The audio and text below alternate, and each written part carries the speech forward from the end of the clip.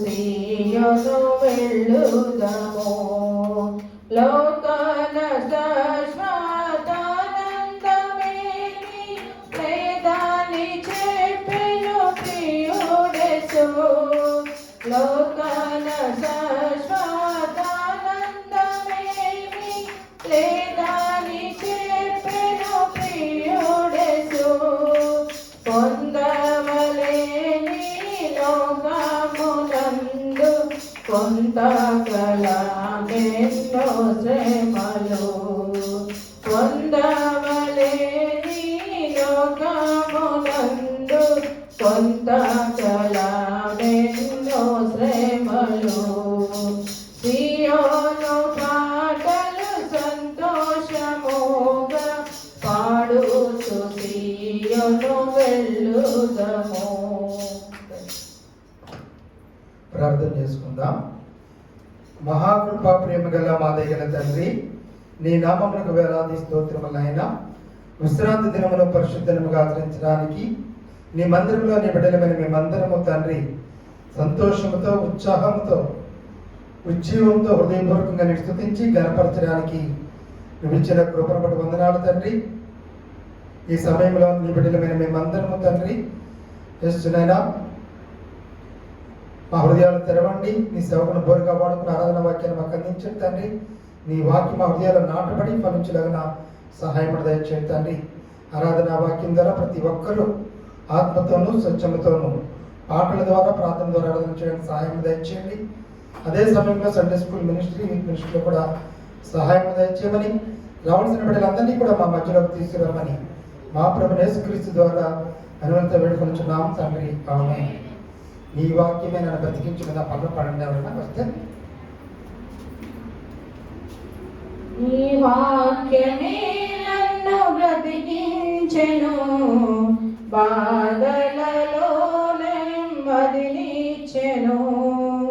నీ వాక్యమే నన్ను బ్రతికించెను, బాధలలో నెమ్మదినిచ్చెను. కృపాశక్తి దయా సత్య సంపూర్ణుడా వాక్యమై ఉన్న యేసు వందనమయ్యా. కృపాశక్తి దయా సత్య సంపూర్ణుడా వాక్యమై ఉన్న యేసు వందనమయ్యా. నీ వాక్యమే నన్ను బ్రతికించెను, బాధలలో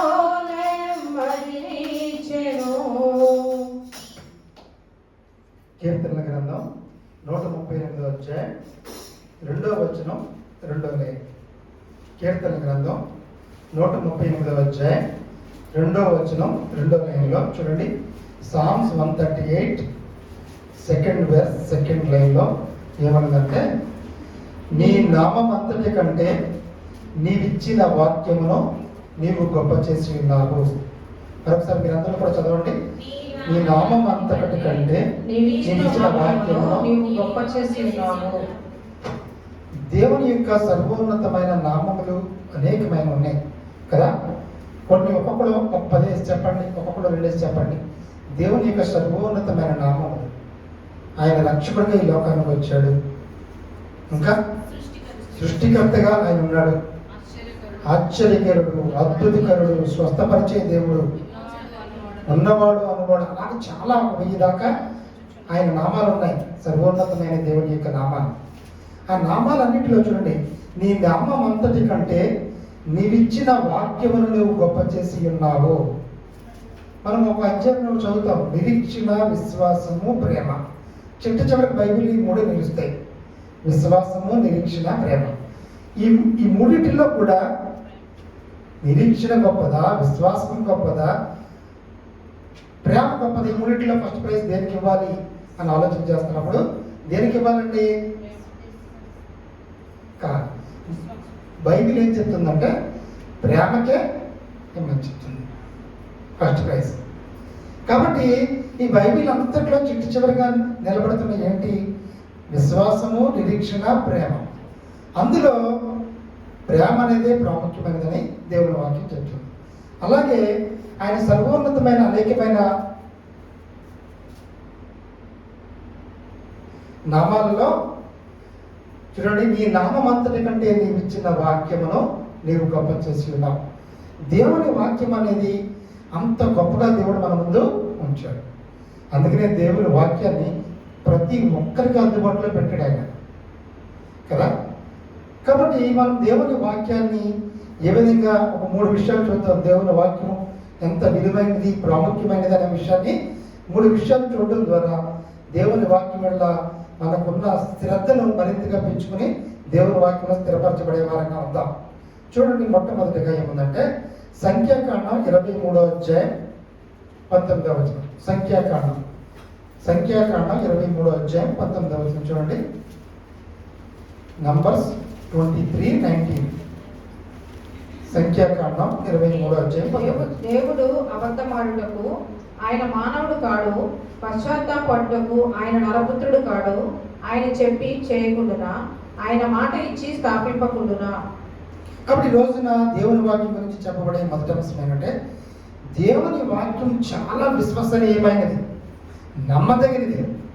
అంటే ఒక వ్యక్తిని చాలా నమ్మదగిన వాడు అని మనం ఎలా అనుకుంటాం, చాలా విశ్వసించిన వాడు, ఇది చాలా గ్యారంటీ అండి వస్తువు, ఇక్కడ కొనొచ్చు, ISI మార్క్ ఉంటుంది, 901 ఉంటుంది, ఇలా అనుకుంటూ ఉంటాం కదా.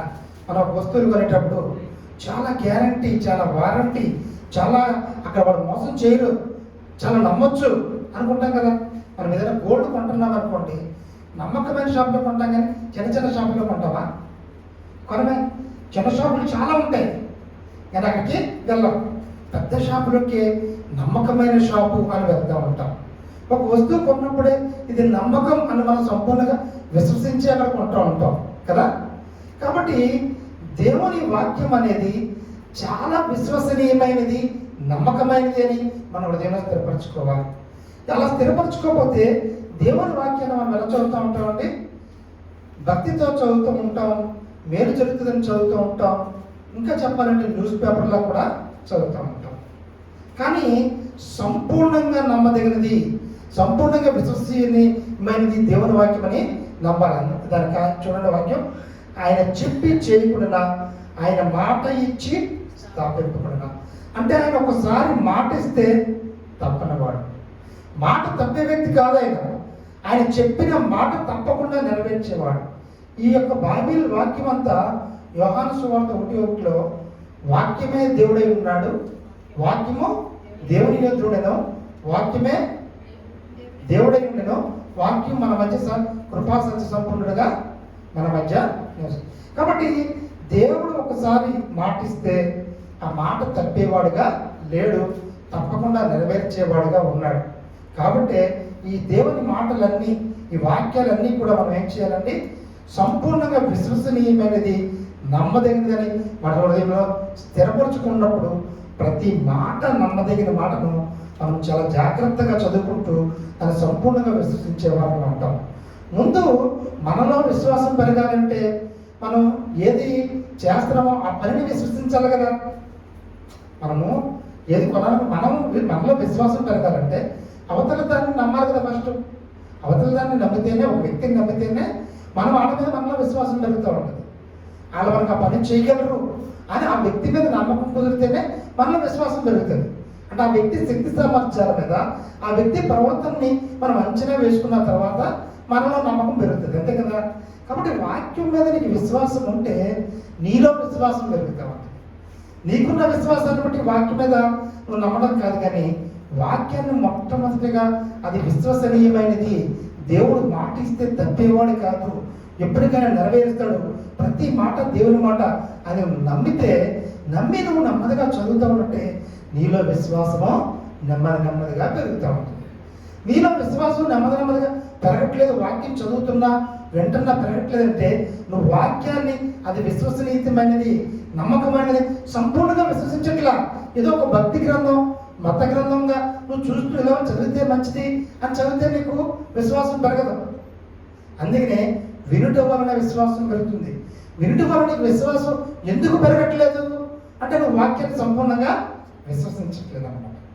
ఇది దేవుని మాటలు, దేవుడు మాటిస్తే తప్పేవాడు కాదు అని మనం నమ్మితే తప్పకుండా నువ్వు వాక్యం చదువుతున్నప్పుడు కానీ, వాక్యం వింటున్నప్పుడు కానీ నీకు వెంటనే ఏమవుతుందండి, నీ విశ్వాసం పెరుగుతూ ఉంటుంది. కాబట్టి ఈ రోజున దేవుడు మనలో స్థిరపరిచేది ఏంటంటే, దేవుడు మాటిస్తే తప్పేవాడు కాదు. దేవుని వాక్యం అంతా దేవుని మాటలు, ఆ మాటలు నమ్మదగినవి, విశ్వసించదగినవని మనం సంపూర్ణంగా విశ్వసించగలిగిన వారమై ఉండాలి. అలా ఉంటే మనం ఏ పరిస్థితుల్లో ఉన్నా, నువ్వు ఎటువంటి బలహీన పరిస్థితుల్లో ఉన్నా, ఆందోళనగా ఉన్నా, కలవరంగా ఉన్నా, కష్టాల్లో ఉన్నా, నష్టాల్లో ఉన్నా, దేవుడు మాటిస్తే తప్పనివాడు. కాబట్టి నువ్వు దేవుని మాటల ద్వారా నీ పరిస్థితులు ఏ పరిస్థితులు ఉన్నా సరే, దేవుడు నీతో మాట్లాడుతున్నప్పుడు ఏం చేస్తామండి, నమ్ముతావు ఆ మాటని. ఆ మాట నా జీవితం నెరవేరుతుంది ఏంటి అని అనుకో. ఏదో నేను చదువుతుంటే వాక్యం వచ్చిందిలే అనుకో. దేవుడు సంపూర్ణంగా నీతో మాట్లాడేది దేవుడు. ఒకసారి నీ వాక్యం ద్వారా నీతో మాట్లాడితే మాట తప్పకుండా నీ జీవితంలో నెరవేర్చే దేవుడుగా ఉన్నాడు. కాబట్టి నువ్వు అలా నమ్మవనుకోండి, నీ పరిస్థితులు ఏ పరిస్థితుల్లో ఉన్నా దేవుడు వాక్యం ద్వారా నీతో మాట్లాడుతున్నప్పుడు ఆయన తప్పకుండా అది నెరవేర్చేవాడుగా ఉన్నాడు. అందుకనే మన వివాహాల కోసం ఎదురు చూస్తున్నప్పుడు, ఒక పనుల గురించి ఎదురు చూస్తున్నప్పుడు, దేవాన్ని సంపూర్ణ చిత్తాన్ని నాకు తెలియచేయని మనం ప్రార్థన చేసుకుంటూ దేవుని వాక్యాన్ని ధ్యానిస్తున్నప్పుడు దేవుడు తప్పకుండా దేవుని వాక్యం ద్వారా నీతో మాట్లాడతాడు. ఆ మాట్లాడిన మాట సంపూర్ణంగా విశ్వసించదగింది. అప్పుడు నీకు ఆ పని అవ్వకపోవచ్చు, జరగకపోవచ్చు, డెఫినెట్గా అది దేవుడు వాక్యం ద్వారా మాట్లాడితే అది లేట్ అయినా నువ్వే పరిస్థితుల్లో ఉన్నా ఆయన నెరవేర్చే దేవుడిగా ఆయన ఉన్నాడు. ఆ మాట నువ్వు నమ్మాలి. రెండో విషయం ఏంటంటే, ఎబ్రీయులకు రాసిన పత్రిక 4:12 ఎబ్రీ 4:12 దేవుని వాక్యం చాలా శక్తివంతమైనదట. ఎంత శక్తివంతమైనది? ఎబ్రీ 4:12 ఎందుకనగా దేవుని వాక్యము సజీవమై బలము గలదై రెండంచులు గల ఎటువంటి ఖడ్గము కంటెను వాడిగా ఉండి ప్రాణాత్మలను కీళ్లను మూలుగను విభజించినంత మట్టుకు దూరుచు హృదయం యొక్క తలంపులను ఆలోచనలను శోధించుచున్నది. దేవుని వాక్యం చాలా శక్తివంతమైనదంట. ఈరోజు నా ప్రపంచ దేశాలు మేము చాలా శక్తివంతులం అని ఒకరికొకరు చూపిస్తున్నారు లేదా?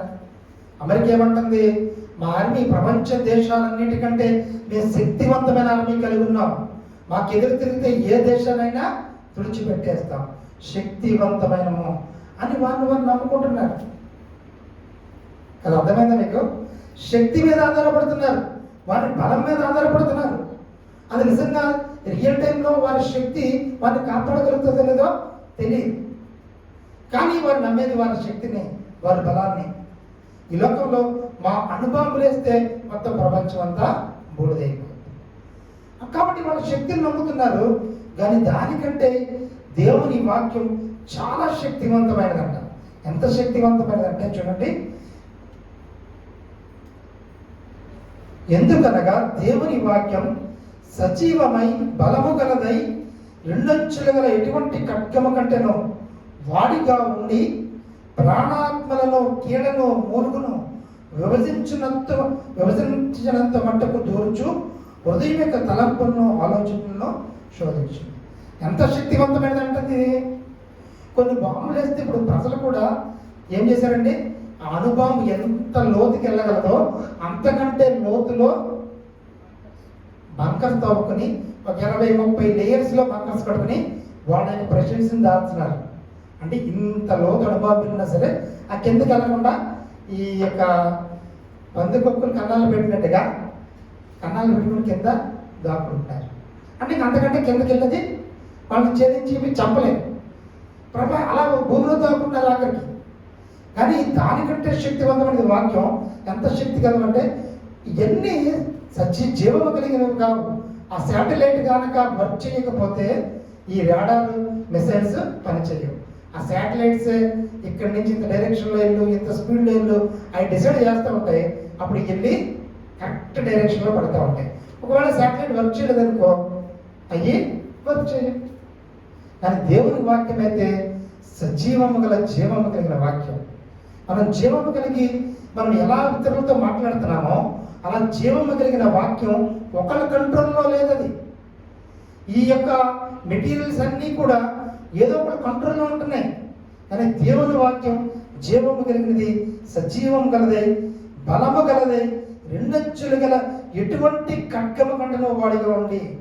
ఖడ్గం అంటే అర్థమేంటి? అప్పుడు యుద్ధాల్లో ఖడ్గాలు వాడేవారు, ఇప్పుడు ఏది యుద్ధాల్లో అనుమమ్మలు వాడుతున్నారు.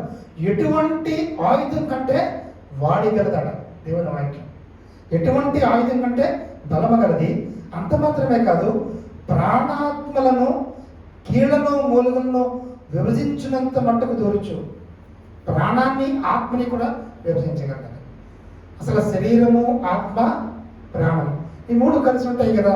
ఈ మూడు కలిసి ఉన్నప్పుడు దాన్ని ఎవరన్నా వేరు చేయగలరా? హార్ట్ ఆపరేషన్ చేసినప్పుడు కొంచెం హార్ట్ తీసి కూడా ఈ మధ్యన సర్జరీ చేస్తున్నారు. కానీ ప్రాణాన్ని, ఆత్మని కూడా విభజించేంత మట్టుకు దేవుని వాక్యం దూరగలదు. అంత మాత్రమే కాదు, కీళ్లను మూలుగులను విభజించినంత మట్టుకు దూరుతుందంట. కీళ్ళని మూలుగులను కూడా, మనం మూలిగి తింటాం కదా, ఆ కీళ్లను మూలుగులను కూడా విభజించినంత మటుకు దేవుని వాక్యం దొరుకుతుంది. అంత మాత్రమే కాదు, హృదయం యొక్క తలంపులను, ఆలోచనలు కూడా శోధిస్తారు. అసలు ఎవరికైనా ఒక తలంపు వచ్చినప్పుడు మన ప్రమేయం కూడా ఉంటుందా? మన కంట్రోల్ ఉంటుందా? మన తలంపులకి, మన ఆలోచనలకి మన కంట్రోల్ ఉంటుందా? ఉంటుంది కదా. తర్వాత మనం క్రియల్లో పెట్టేటప్పుడు మన కంట్రోల్ ఉంటుంది. కానీ మనకు వచ్చే ఆలోచన, తలంపులకి అసలు మన ప్రమేయం లేకుండానే, మన కంట్రోల్ లేకుండానే వచ్చేస్తూ ఉంటాయి కదా. కానీ ఈ యొక్క తలంపుల్ని, ఆలోచనలు కూడా మన హృదయంలో శోధించి ఆపగల శక్తి దేవుని వాక్యానికి ఉన్నది. దేవుని వాక్యం ఎంత శక్తివంతమైందంటే, రెండంచులు గల ప్రతి ఖడ్గం కంటే, ఈ లోకంలో ఉన్న సమస్తమైన ఆయుధాల కంటే బలమైనది. అంత మాత్రమే కాదు, అది జీవము కలిగిన సజీవం కలిగి. రెండోది ఏం చేస్తుందండి? ప్రాణాన్ని, ఆత్మని కూడా విభజించేంత మటుకు దూరగల శక్తివంతమైనది.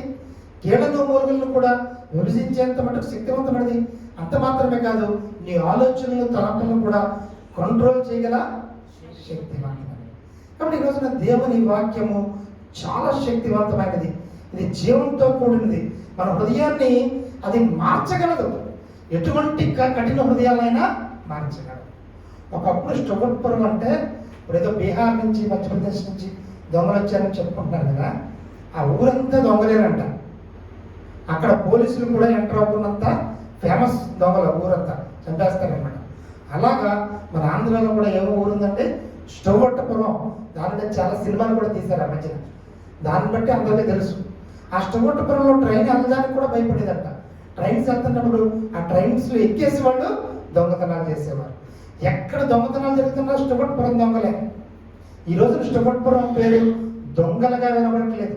ఏమని వినబడుతుందంటే దేవుని బిడ్డలుగా వినబడుతుంది అక్కడ. ఆ దొంగలు అనేక మంది పాస్టర్స్ అయిపోయారు. స్టొగట్టపురం సుధాకర్ గారు పాస్టర్ గారు, ఆయన పేరు పెద్ద స్పీకర్. ఆయన పేరు ఏంటంటే స్టొగట్టపురం దొంగ కాస్త స్టొగట్టపురం సేవకుడు అయ్యాడు. అంటే దేవుని వాక్యం దొంగలను ఎలా మార్చిందంటే దేవుని బిడ్డలుగా మార్చింది. ఇంకెవ్వరూ మార్చలేకపోయారు. ఇంకెవ్వరు వారి జీవితాలను మార్చలేకపోయారు, వాళ్ళ హృదయాలను మార్చలేకపోయారు. కానీ సేవకులు అక్కడికి వెళ్ళారు, వారితో కలిసిపోయి దేవుని వాక్యం వారి హృదయాన్ని మార్చింది. ఈ రోజున ఎక్కడ దొంగతనం జరిగినా ముందు పోలీసులు అక్కడికి వెళ్ళిపోయేవారు. ఇప్పుడు ఎలాట్లా?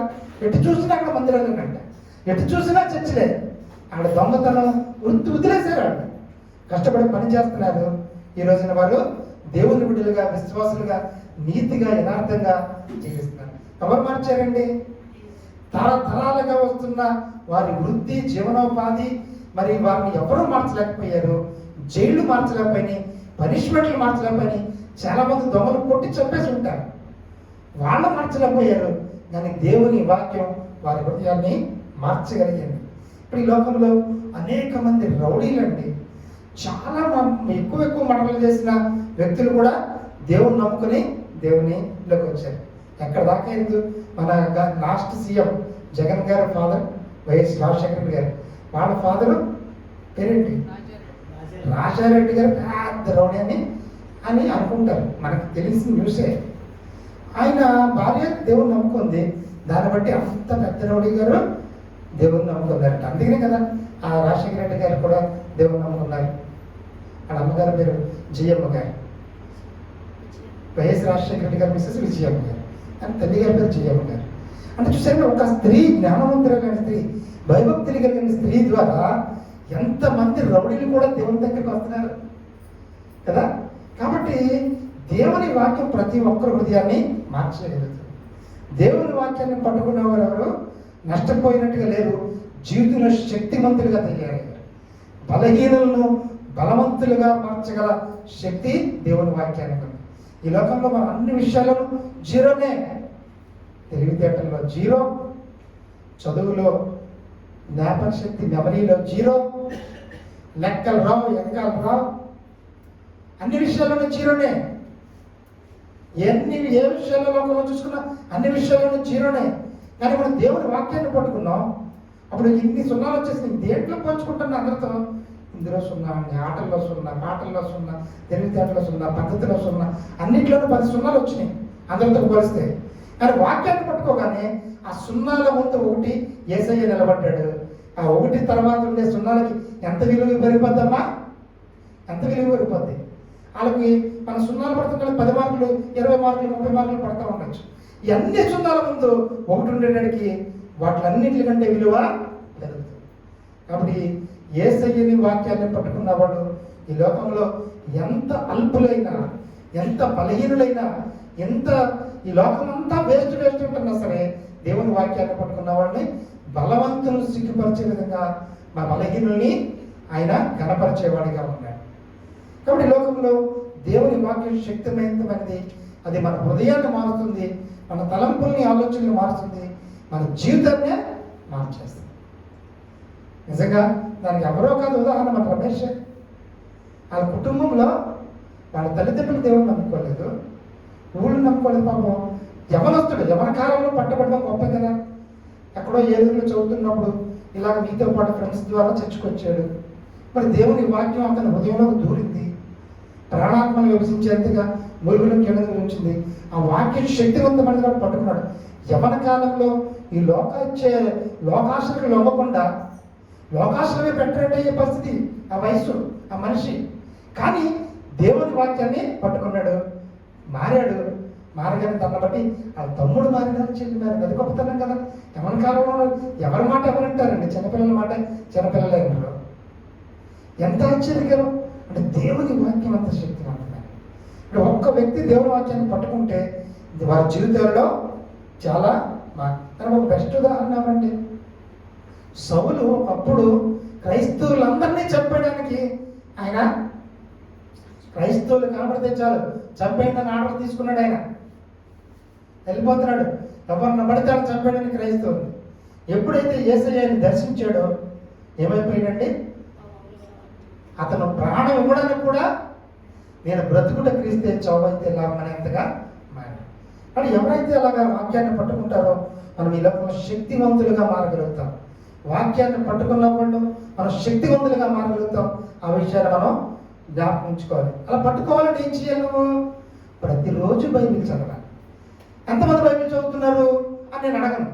నేను చేయొద్దాం కదా, మీరే పాస్టర్ గారు రకమంటారేమో అని అనుకోవద్దు. రోజు బైబిల్ ప్రతిరోజు చదవాలి. ప్రతిరోజు బైబిల్ చదవడం టైం ఉండట్లేదండి అనొద్దు. 24 గంటలు ఇచ్చాడు దేవుడు నీకు. ప్రతిరోజు బైబిల్ చదవాలి, సమయం ఉన్నప్పుడు చదవాలి. నాకు కష్టపడి చెప్పాను కదా, దేవుని వాక్యం నమ్మదగినది, విశ్వసనీయమైనది. ఆ వాక్యాన్ని చదువుతున్నప్పుడు ఎంత అమూల్యంగా చూసుకోవాలి. చిన్న మన గర్ల్స్ కానీ, సిస్టర్స్ కానీ, ఉమెన్స్ డే కానీ కాదా, ఎవరన్నా ఒక రింగ్స్ ఏయో కొనుక్కుంటారనుకోండి, ఇంటికి వచ్చి ఆ జాగ్రత్తగా చూసుకుంటూ ఉంటామా? 1-2 సార్లు చూస్తామా లేదా? ఇష్టం వచ్చినట్టు ఇలా పడేస్తూ ఉంటామా? చూసినప్పుడు చూడం కదా, చాలా విలువగా పడిపోకుండా అలా చూసుకుంటాం. అంటే విలువైనవి, అమూల్యమైనవి అనే చిన్న వస్తువులు చూస్తున్నావే, మరి వాక్యంలో ప్రతిదీ అంతకంటే అమూల్యమైనది. నువ్వు చదువుతున్నప్పుడు చాలా జాగ్రత్తగా చదవాలి.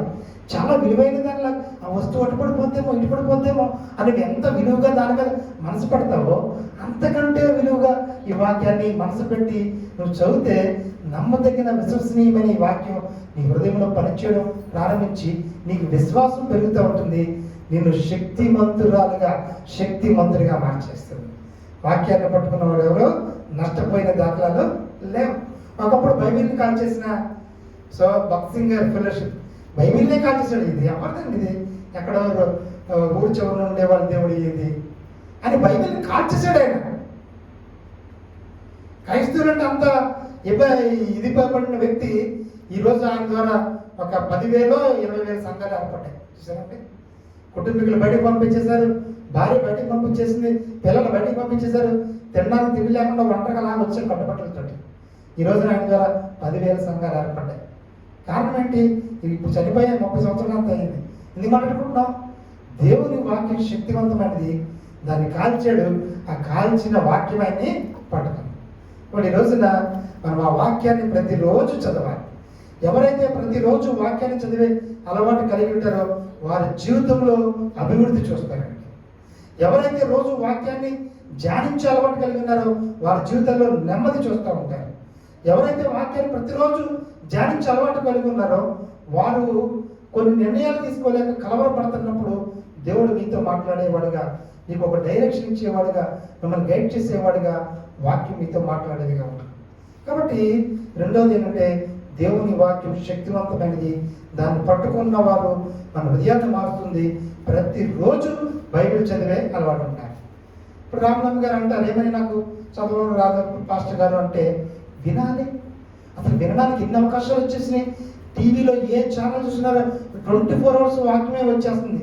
ఫోన్లో ఇలా యూట్యూబ్లో కొట్టగానే ఏ పాస్టర్ గారు కనబడితే ఆ పాస్టర్ గారి వాక్యం వచ్చేస్తుంది. మీ వాక్యమే వచ్చేస్తుంది ప్రపంచం మొత్తం. నేను చెప్పిన వాక్యం రాములమ్మ గారు అనుకుంటారనుకోండి, మన ఛానల్లో అమెరికాలో కూడా నేను చెప్పిన వాక్యం వచ్చేస్తుంది. అంటే వాక్యం ఎంత విస్తారంగా దొరుకుతుంది. అలాంటప్పుడు మనం వినాలి కదా, వాక్యం వినాలి, వాక్యాన్ని చదవాలి. మూడో విషయం ఏంటంటే మత్తయి సువార్త 24:35.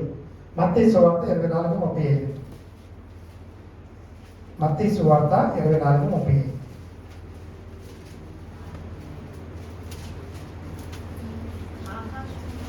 ఆకాశమును భూమియు గతించిన గాని నా మాటలు ఏమాత్రమును గతింపవు.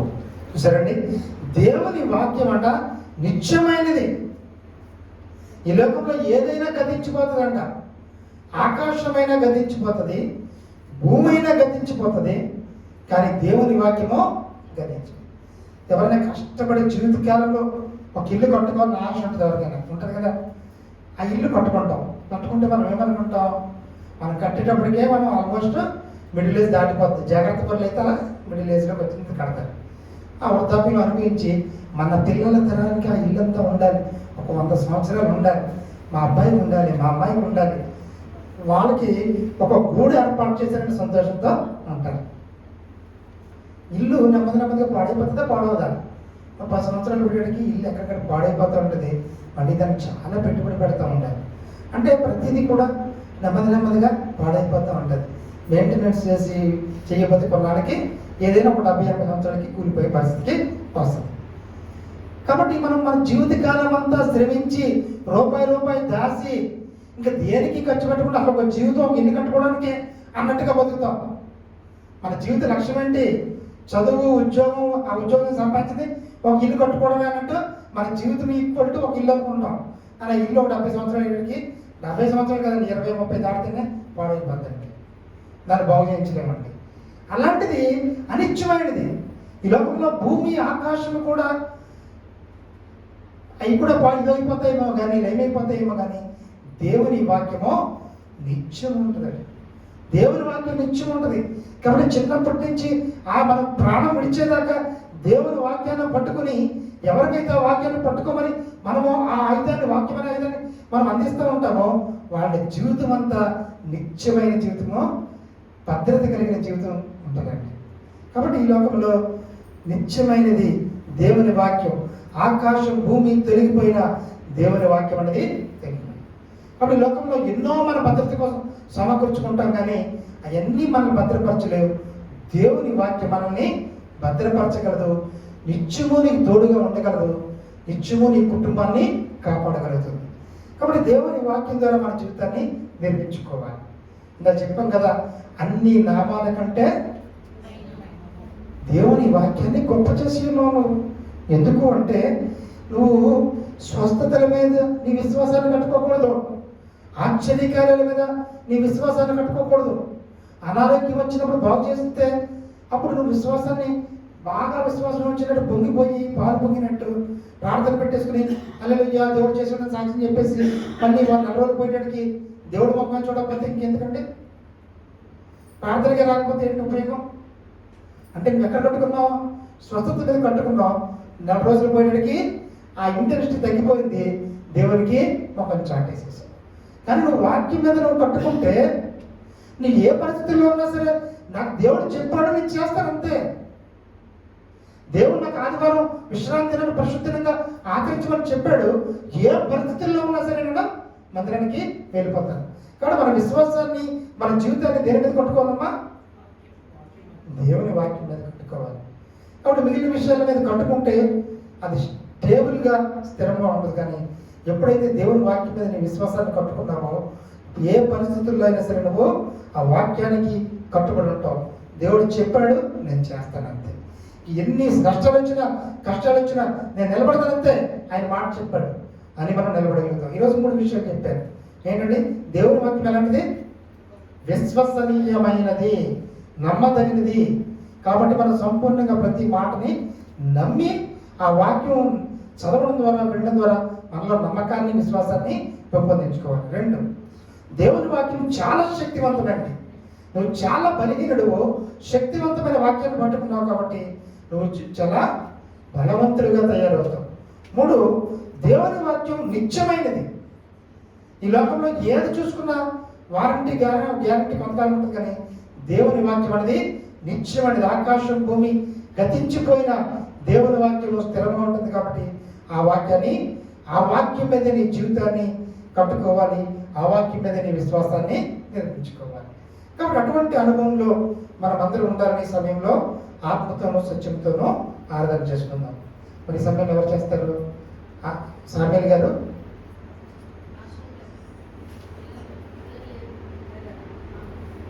ఆశ్రమ్ గారు ఇద్దరు ఆరాధన చేస్తారు.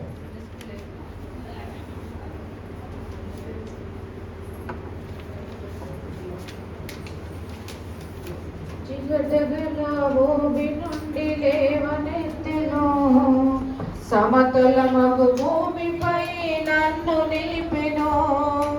జిగటగల భూమి నుండి లేవనెత్తెను, సమతలమగు భూమిపై నన్ను నిలిపెను. నా పాదములకు దీపమాయెను, నా పాదములకు దీపమాయెను. సత్యమైన మార్గములో నడుపుచుండెను, సత్యమైన మార్గములో నడుపుచుండెను. నీ వాక్యమే నన్ను బ్రతికించెను, బాధలలో నెమ్మదినిచ్చెను. నీ వాక్యమే నన్ను బ్రతికించెను, బాధలలో నెమ్మదినిచ్చెను. కృపాశక్తి దయా సత్య సంపూర్ణుడా, వాక్యమై ఉన్న యేసు వందనమయ్యా. కృపాశక్తి దయా సత్య సంపూర్ణుడా, వాక్యమై ఉన్న యేసు వందనమయ్యా.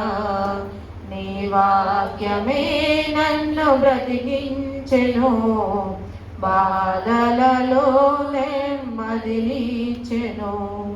ప్రేమగల మా ప్రిపర్లోకి తండ్రి, జీవం గల దేవా, మహిమ గల రాజా, మహోన్నతుడా, నీకే వందనాలు, స్తుతులు, స్తోత్రాలు ప్రభు.